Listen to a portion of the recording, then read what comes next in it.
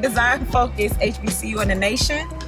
This is also the only HBCU in Michigan that is bordering another country. We are one of the founding teams for EHBCU, which is really historic.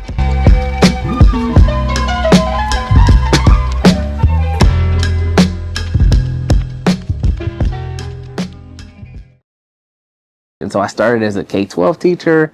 I moved through higher ed, working at Wayne State, where I did my PhD in doctoral studies. So I've been a little bit of everywhere. And so literally I was getting to the point where I was like, I want to do something more. I want to be more. I want to give back in a way that I haven't been able to. And I just ran across literally a job posting, and it was PLC, Chief Academic Officer. From that point, it was kind of history, and I went through the formal process of interviewing. The relationship between PLC and the Detroit community is really just getting started almost, or restarted in a way, and it's invigorating. We've been able to already transform our curriculum, thinking about it in a new context, a new framework. We have amazing people on our staff who are now getting us a lot of opportunities in terms of speaking to the media. We've had so many different community tours come through. We just had one a couple of days ago, bringing in tons of high school students. Same thing with several of the school districts and clubs around here, Boys and Girls Club and Detroit Boxing Gym. So many different community organizations now know who we are, and they're saying, we got to get there physically with you guys. We have to see what's happening. I'm going to take 2 steps back and talk about where PLC came from. So Dr. Lewis is the foundation of everything that we do. It's incredible that she's the second woman to have an HBCU. And so the origins were actually not here in Detroit. She actually started Lewis College of Business in 1928 in Indianapolis. And so the thing that's crazy, and I can't imagine anybody doing this in the present time. So this is 1928, and if you are a history buff and you know what happened a year later, it was the stock market crash. And so literally, she had to hustle. She was scraping because there was no money. Obviously, the economy was in the toilet, but she was able to still keep the school going. And how did she do that? She did it out of her home. So she actually had students come to her home to conduct classes. She made deals with the people in the community, trading work for classes. And so creating that secretarial program and knowing that she had the skills and she was given an opportunity or afforded an opportunity to be where she was, she wanted to be able to pass that on to other people. And so literally it just became a word of mouth thing. The entire community supporting her endeavor to do so. And after going through the Great Depression, weathering that entire storm, she decided to bring a campus to Detroit 10 years later. And so the entire history of Violet D. Lewis was born in Indianapolis, but bred through and through here in Detroit. And by the time she made it here to Detroit, within a couple of years, the success of the Detroit campus was just so strong. She said, well, I'm just going to move everything to Detroit. And that's history. And so Lewis College of Business has been here in Detroit ever since. PLC actually essentially took over the former Lewis College of Business, which was closed in 2015, unfortunately. So in our rebranding, in our reauthorization, so to speak, kind of joining back into the fold of everything, one of the things that's amazing is we're kind of going down the path of obtaining all the things that we need to operate as a college within the higher ed space. And so from an international perspective, in terms of the workshops and industry credentials, things that we've had in the past, we've worked with international brands from Italy and all across the world. And so as we're now solidifying ourselves back into the community, into the state as an official college, we're going to be able to activate and reopen up those international relationships. And so we're very excited about that. We have so many people here, even on staff, who have worked for international brands and continue to do so. And so literally that's going to be the 2.0 version of all the things that we're getting ready to do. So it's amazing that you even thought of that, especially with Canada being right across the water there. So stay tuned, because you're going to see PLC internationally before you know it. So if you notice, it's a giant X. That's for a reason. That is emblematic of Malcolm X, who was obviously from Detroit originally. And so the Pistons and PLC do a collaboration every year around HBCUs, around Malcolm X. And so there was actually a partnership between PLC and the Detroit Pistons, where we created a lot of memorabilia for them. Our footwear creation studio, it is obviously, as you can see, dedicated by Foot Locker. We have an amazing partnership with Foot Locker. They're actually one of the biggest sponsors right now that's going to be providing funding for our 2-year degree program, which begins this fall. And so as we go inside, you will see that it's dedicated to Jan Ernst Metzlinger, who was the first individual to actually create the automated system of creating lasts. And I'll show you guys what lasts are when we get in there. It's basically the mold that you use to then approximate the anatomy of the foot so that you can build footwear around that. So here in our footwear creation space, you can see we have sewing machines and everything that you would need to do to recreate footwear, from the ideation process all the way through the manufacturing. Each space is dedicated to someone who is profound in terms of the history of footwear design or apparel design. And obviously we're in the footwear creation studio, so this is dedicated to Jan Ernst Metzlinger, who was the first individual to create the automated last machine.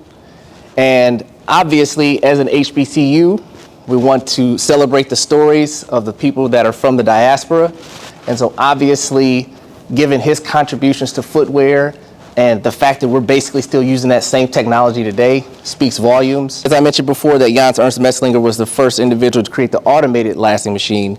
This is an actual final product of a last. And so you can see it approximates a foot. And it's very, very important in the footwear creation process, because this is how you would actually use it as a base to create your footwear around this. Without being able to approximate the foot and the anatomy of the foot, it's impossible to design a shoe properly. Because remember, design is about solving a problem, not just the fashion and aesthetics.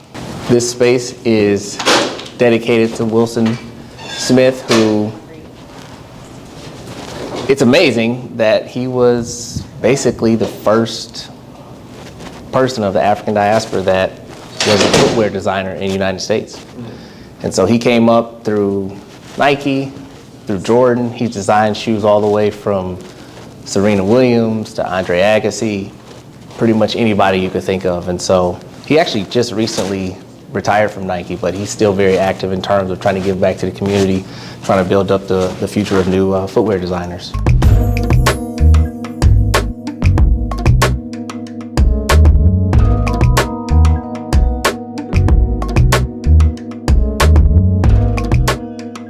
You are here at PLC Detroit, right here in Midtown.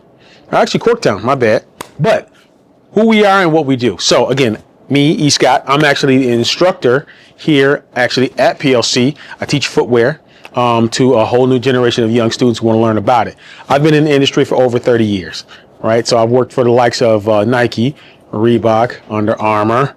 I've done independent work, and I've actually lived in China, and I worked for Anta.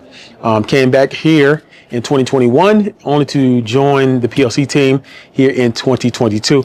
And I've been here as an instructor ever since. But I've had a lot of great adventures along the way. And so as you can see behind me, we have a plethora of parts of footwear, books for our library, paper model sneakers, the whole bit, right? I'm very fortunate because I've been able to use my skill set to create what I would consider to be incredible path of creativity over the last 3 decades.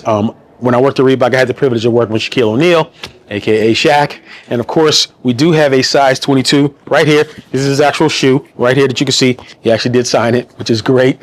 The fun part is Shaquille was always and always has been a fantastic partner when it comes to actually making footwear. He's very direct. He knows what he loves. He knows what he likes.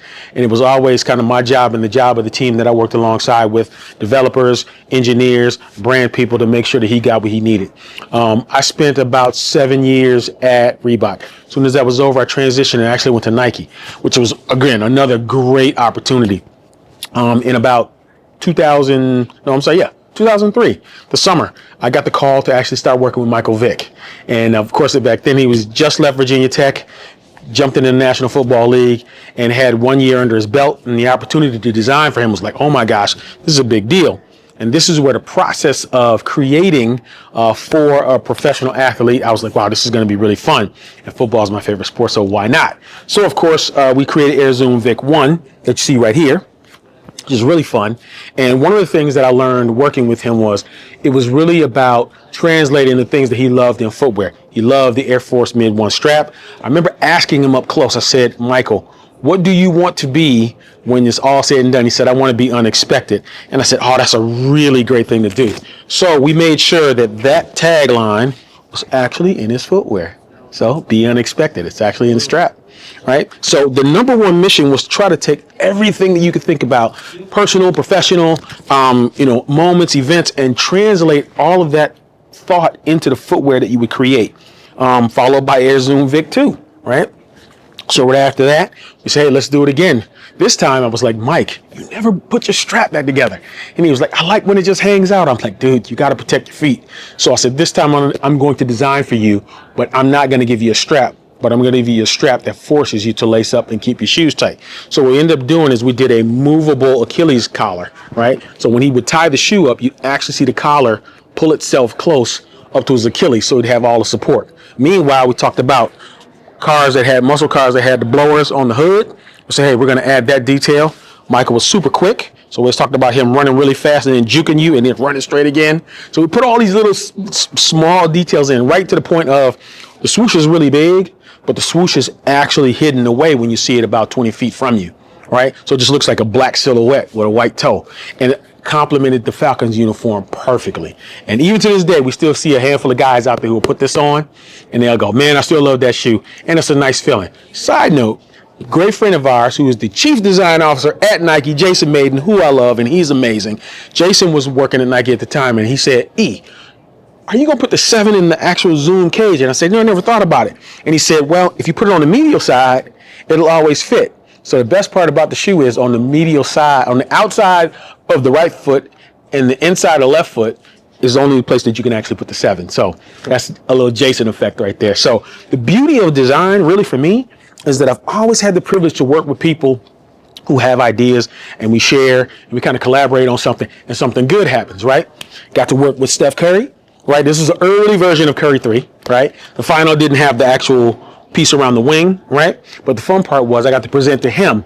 And the best part about presenting this shoe to Steph Curry was before I did that, right? Before I did that, I'm not running away, I promise. Is it on this side? It might be. Yes, here it is. I actually presented this shoe to him and I said, do you remember this shoe? And you know what he said? I do remember that shoe. I said, who wore that shoe? He says, my dad wore that shoe. So Dale Curry wore this shoe when I worked at Reebok because it was the first shoe I ever did at the signature level, pro level in 1992. And his dad wore it in 93. And I said, well, if I did it for your dad, I guess I could do it for you. And he started laughing. He's like, oh, that's really cool. And that's when I realized design is also generational. You could hang around just long enough, or you could actually design for the dad, and you might actually design for their kids if you stick around long enough. That's how you get this, by the way. That's how that happens. Now, all that said, yeah, I've had the chance to work with lots of great athletes along the way. Marshawn Lynch and the Beast Mode brand. I just got to work with Marshawn up close, right? So we talked about his needs for his cleats and what he likes. And what you came to find out is he's like, I needed to be flexible, breathable, but I need a lot of great structure in the heel. And again, he did this on his own, right? So sold a handful and we got it done for him. So ultimately, design is really about listening to the needs of your consumer. What do they need? How can they play better? How can they function better? And then just pulling all those ideas kind of together so that it says, oh, it complements the athlete, but it has a look and a style that's really connected to what they're about. Hello, my name is Nikki Taylor. I am the Director of Student Services here at PLC Detroit. Welcome. So my journey started here at PLC Detroit about 2.5 years ago, and my job is to basically be all things community for PLC Detroit. So that means welcoming in students to our 2-year program, as well as encouraging students who may not know they can have a design career, a creative career, if you will. What I love most about PLC Detroit is the fact that we get to take a design academy like Pensole Academy and marry it to Lewis College of Business. So in essence, what that makes us is the nation's first design HBCU. Now, some would question whether or not we can truly call ourselves an HBCU, and yes, we actually can.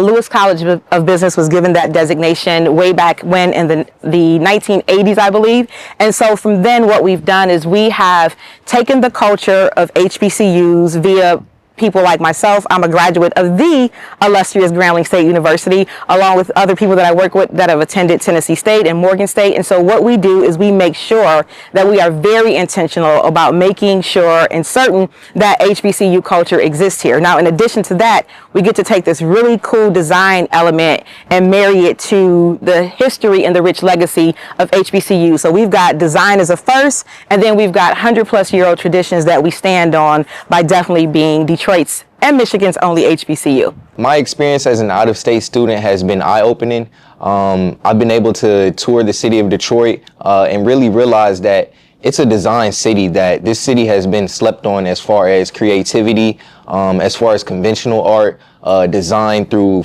footwear, fashion, and even videography and photography.